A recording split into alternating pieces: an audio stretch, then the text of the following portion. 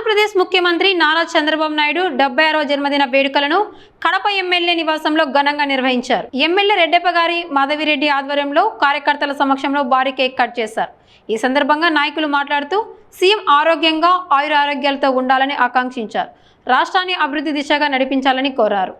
19వ సంవత్సరంలో పొద్దున్నే తెల్లారుజామున వివేకానంద రెడ్డి గారిని చంపేసేసి గుండెపోటు అంటారు ఆ పత్రిక.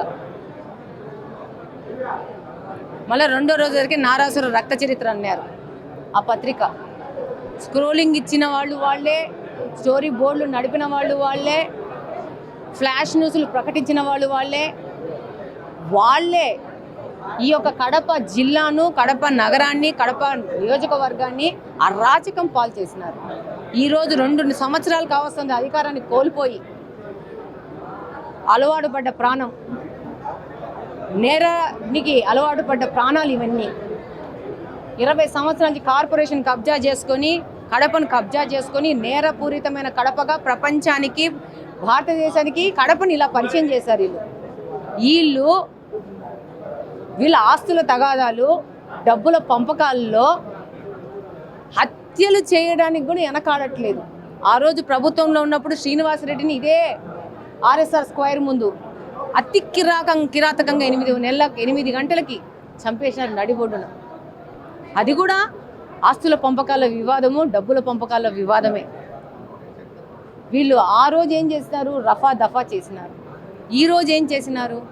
ఒక పక్కా ప్లాన్ ప్రకారము గొడవలు సృష్టించి దాడి చేసి, దాడికి గురైన వ్యక్తి రిమ్స్కి వెళ్తే అక్కడికి కూడా వెంటబడి ఆ వ్యక్తిని చంపజేసి ఫస్ట్ ఎవరు ప్రకటించింది?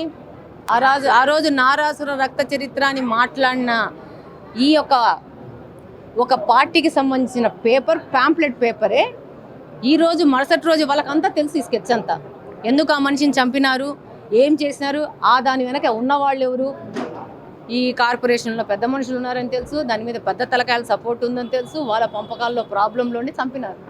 వెంటనే దానికి గాంజా మాస్క్ ఇచ్చినారు. ఆ రోజు చంద్రబాబు నాయుడు మాస్క్ ఇచ్చినారు. వీళ్ళని మొత్తం ఏర్పడేయాల్సిన అవసరం ఉంది కడపలో. ఎవ్వలని ప్రభుత్వం ఒడిసే పరిస్థితి లేదు. ప్రతి ఒక్కరూ వాళ్ళు చేసిన నేరాలకి వాళ్ళు శిక్ష అనుభవించుకునే పరిస్థితి ముందులో ఉంది. వ్యక్తుల పేర్లు కూడా బయటకు వచ్చేసాయి. సిస్టమ్ని కాంప్రమైజ్ చేయాలనే ఉద్దేశంలో వీళ్ళ వెనక ఈ పార్టీకి సంబంధించిన నాయకులు పెద్దోళ్ళ సపోర్ట్తో వీళ్ళకి అరాచకాలు, కిరాతకాలు మొదలుపెట్టారు. కడప నియోజకవర్గంలోని ప్రజలకు అందరికీ ఈ సందర్భంగా నేను విజ్ఞప్తి చేసుకుంటా ఉన్నాను. ఇట్లాంటోళ్ళందరినీ ఏరిపేయాల్సిన అవసరం ఉంది. ఇట్లాంటోళ్ళందరినీ రాజకీయాలకు సంబంధం లేకుండా ఊడ్చి పడేయాల్సిన అవసరం ఉంది. మన కడపను మనము కాపాడుకుందాం. ఈ పత్రిక గత 2 సంవత్సరాల నుంచి నా గురించి దేవుని కడప చెరువు కబ్జా చేసినారు, ఆర్ట్స్ కాలేజీస్ ఉన్న ల్యాండ్ కబ్జా చేశారని వాళ్ళకు తోచిన కథనాలు వేసినారే. ఈరోజు ఈ పత్రికలో ఈ వ్యక్తి పేరేసి ఈ కేసు ఈ విధంగా పోతుందని ఒక న్యూస్ రాశారా? నేను నిన్ననే ప్రణబ్ రాయ, ఒక పెద్ద జర్నలిస్ట్, ఫేమస్ జర్నలిస్ట్, ఆయన స్టోరీ చూశాను నిన్ననే. అంత మంచి జర్నలిస్టులు ఉన్న దేశం మనది. అలాంటి జర్నలిజం అనే దాన్ని వెనక పెట్టుకొని అవినీతి సొమ్ముతో పెట్టిన ఒక పేపరు, మీడియా పెట్టుకొని అసలు మొత్తము సిస్టమ్ని కాంప్రమైజ్ చేస్తున్నారంటే ఇలాంటి కిరాతకులు ఈ ఆంధ్రప్రదేశ్కు అవసరమా అనేది మీరు పత్రికా ప్రముఖంగా ప్రచురించాలి. మీరు చట్టం తన పని తాను తీసుకుపోతుంది, ఎవ్వరిని వదిలే పరిస్థితి లేదు. ఏం వైకాపా పార్టీ ఏమన్నా అధికారంలో ఉందనుకుంటున్నారా? తెలుగుదేశం పార్టీ ఉంది.